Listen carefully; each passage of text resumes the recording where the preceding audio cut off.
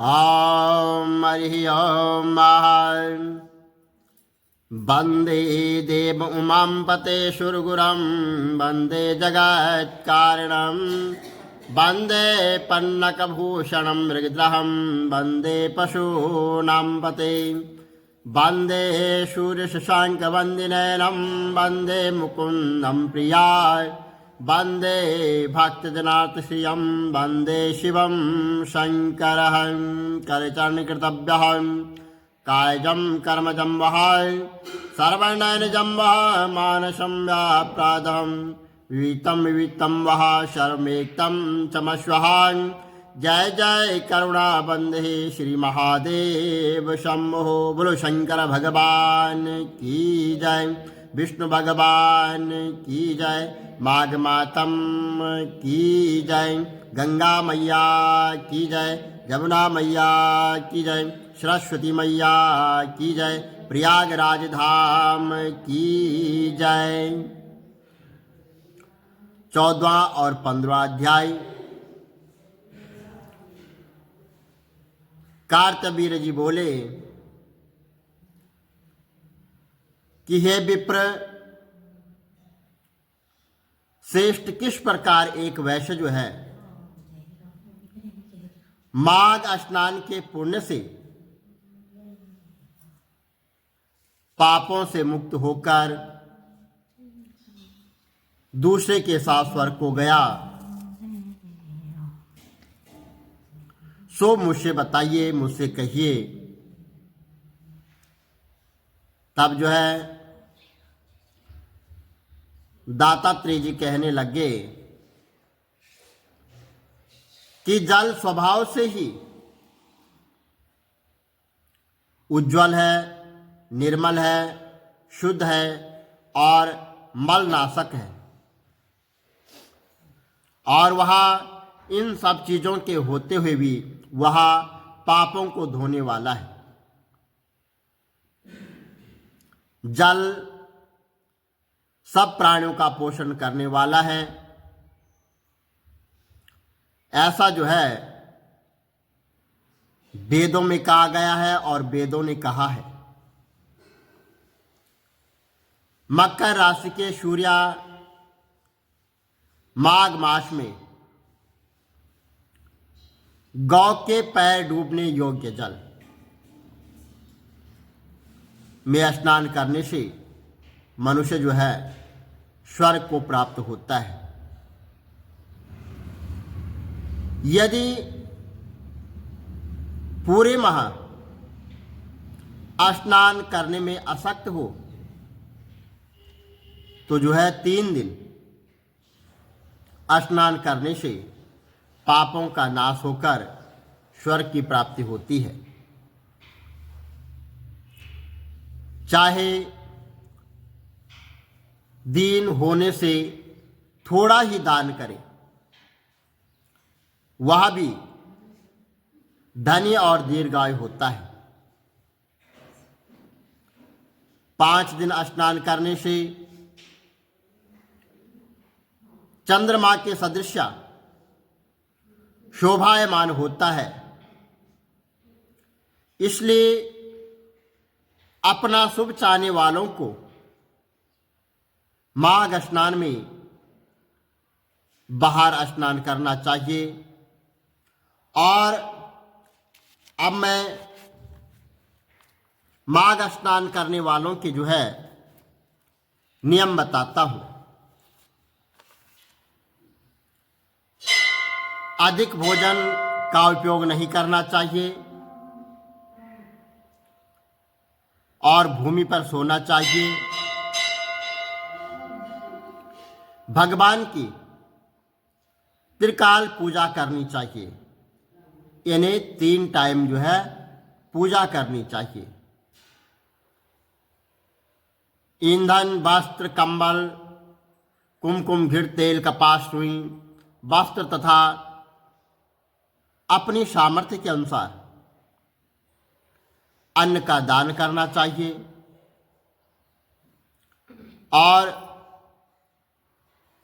महीने के अंत में ब्राह्मण को भोजन करवाएं और उसको दक्षिणा दें तथा एकादशी के नियम से माघ स्नान का उद्यापन करें। जैसे जो है एकादशी का उद्यापन होता है, ऐसे ही माघ के महीने की जो कथा है उसका उद्यापन होता है। भगवान से प्रार्थना करें कि हे देव, इस स्नान का मुझको परिपूर्ण फल मिले, यथोक्त फल दीजिए और मौन रहकर इस मंत्र का उच्चारण करें। फिर भगवान का स्मरण करते हुए जो मनुष्य श्री गंगा जी में माघ मास में स्नान करते हैं वे 4000 युग तक स्वर्ग में जो है रहते हैं। जो कोई माघ मास में गंगा और यमुना का स्नान करता है वह प्रतिदिन 1000 स्वर्ण मुद्रा का दान का फल जो है प्राप्त करता है तथा 1000 कपिला गौ के दान का फल पाता है। दत्तात्रेय जी कहने लगे कि हे राजन, प्रजापति ने पापों के नाश के लिए प्रयाग तीर्थ की रचना की है। सफेद गंगा जी और काली वहां पर जो है यमुना जी का जल है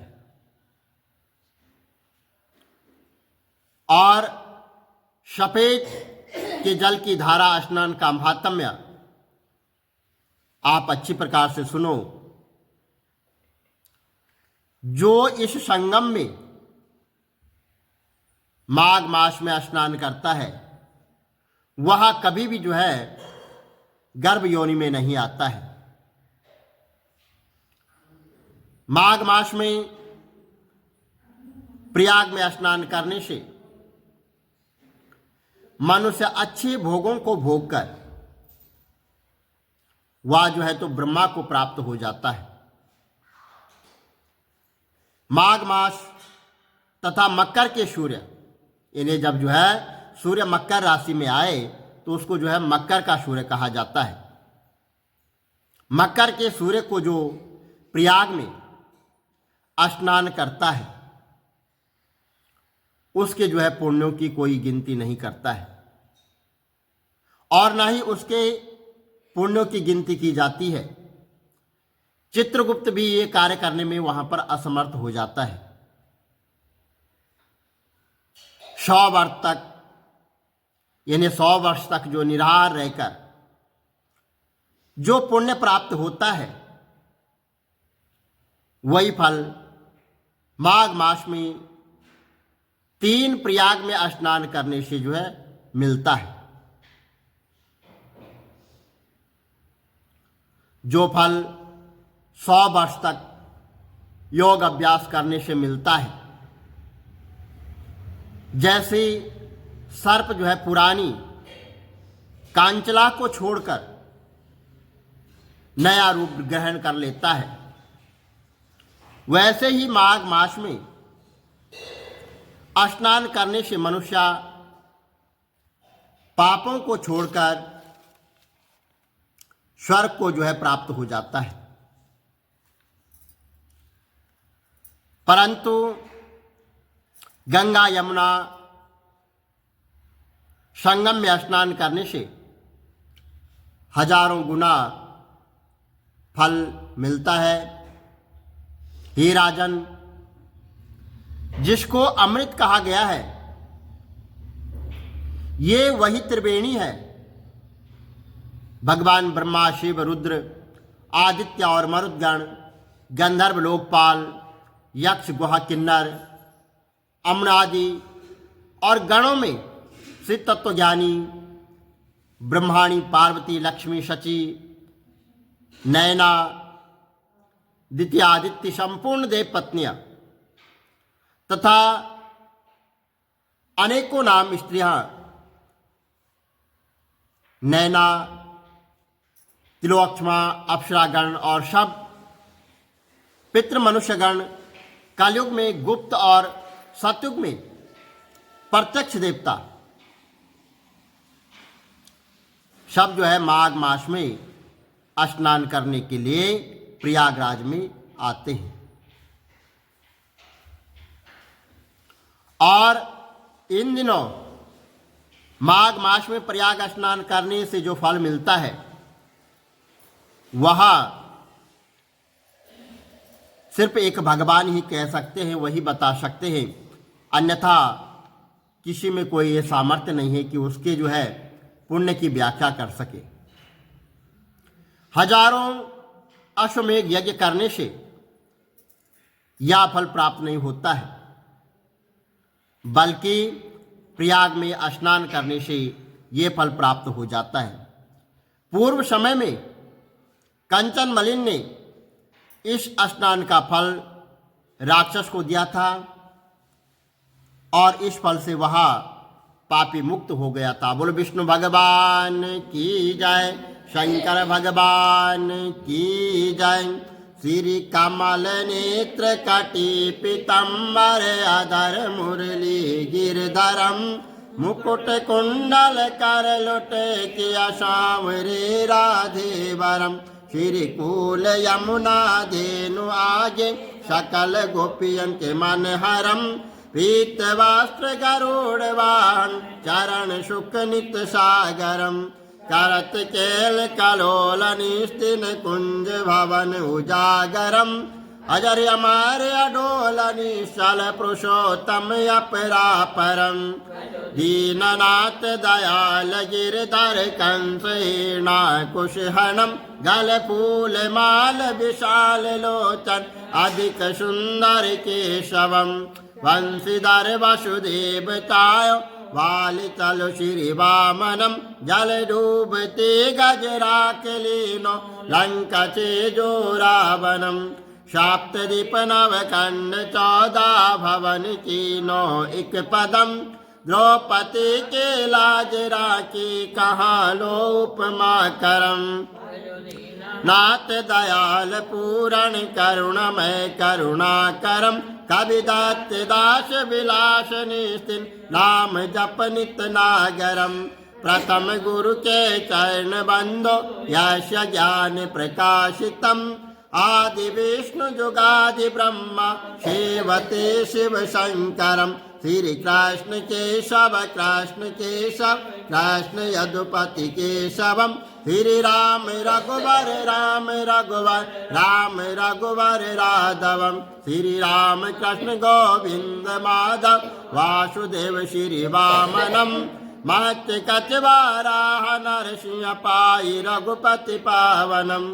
मथुरा में केशव ब्राज, गोकुल बाल मुकुंद जी। फिर वृंदावन में मदन मोहन, गोपीनाथ गोविंद जी। धन्य मथुरा धन्य गोकुल, जहाँ श्रीपति अवतारे। धन्य यमुना नीर निर्मल, बाल बाल सखावरे।